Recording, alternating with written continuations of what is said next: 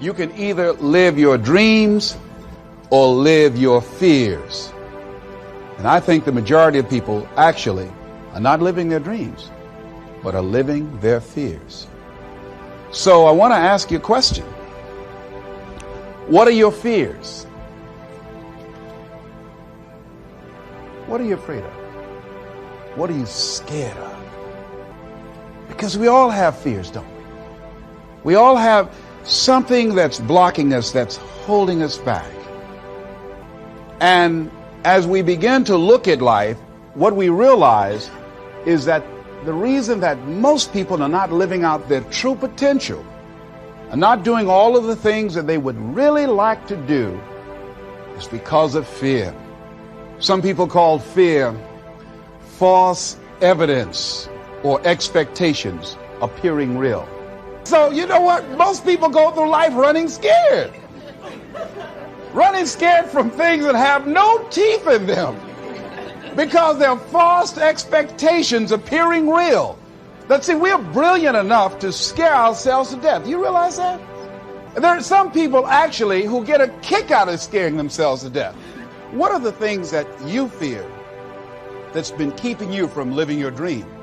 That's been keeping you from doing some things that you would like to do? Just think about those things.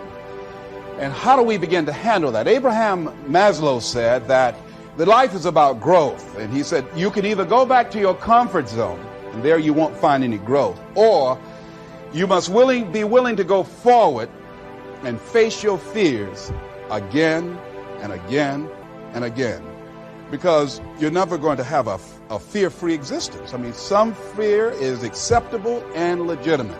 There are some things that you really should be afraid of. Now, you shouldn't allow it to immobilize you. You acknowledge it, you take it into account, and you carry yourself accordingly. There are times that we should proceed with caution, but it's the difference between being stopped by fear. It's the difference between having a fear and the fear having you. So what do? One, acknowledge it, and knowing that it's okay. Don't condemn yourself for being afraid. It's perfectly fine to have some fears. You acknowledge your fears, you embrace those fears, and then you move on.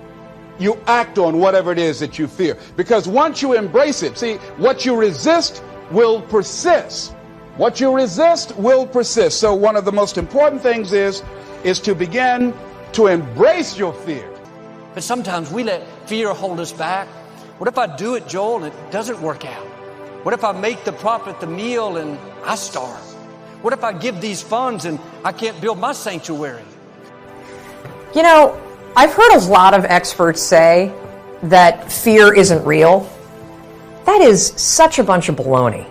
Fear is so real. In fact, there are probably things that you're afraid of doing right now in your life, in your relationships, at work. And the fact that you're afraid, that's robbing you of all of the experiences that you want to have in your life. I mean, if you're afraid to fly, that's going to limit your ability to travel and see the world or go visit friends. If you're afraid of public speaking, that's going to really limit your ability to express yourself and share your ideas. If you're afraid of talking to your boss or asking for a raise, that directly impacts how much money you make. Or what if you are dreaming of starting a business, or you've already started a new business, but you're afraid to talk to people and you're afraid to share your business with people? I mean, fear is something that stops us all. Fear is a physical state in your body that is exactly the same as excitement. Let me say that again. Fear and excitement are the exact same physical state. Your heart races. You might sweat a little bit. You might feel tightening in your chest. You might feel a pit in your stomach. You have a surge of cortisol. It's basically the way that your body goes into a hyper-aware state because it's readying for action. Now, what's the difference between fear and excitement? Really simple. The only difference between fear and excitement is what your brain is doing as your body is all agitated. If you're excited, your brain's going, oh, wow, this is going to be so cool to ride this roller coaster. If you're Afraid, your brain's going, no way, there's no way I'm doing that, this is dangerous, get out of there, don't do that. It's saying something different. Fear can paralyze you. Fear can shut you down.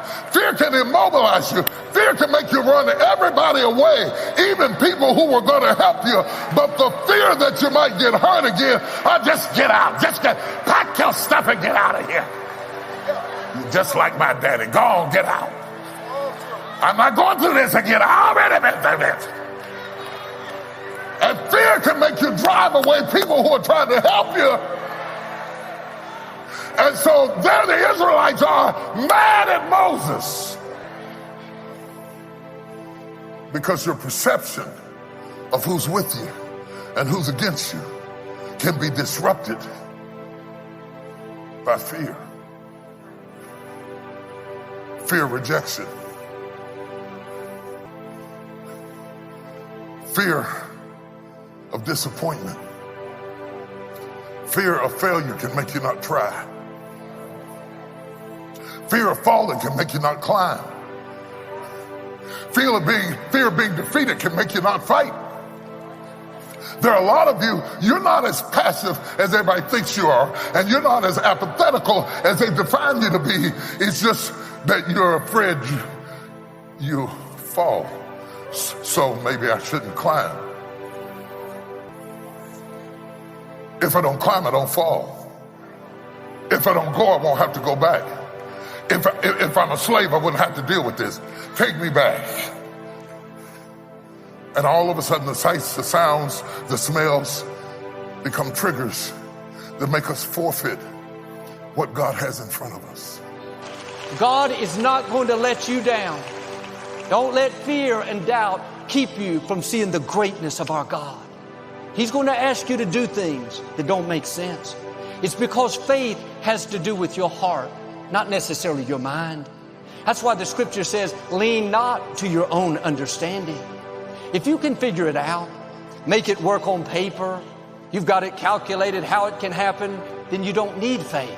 God wouldn't be asking you to do it if He didn't have something much better in your future. But sometimes we let fear hold us back.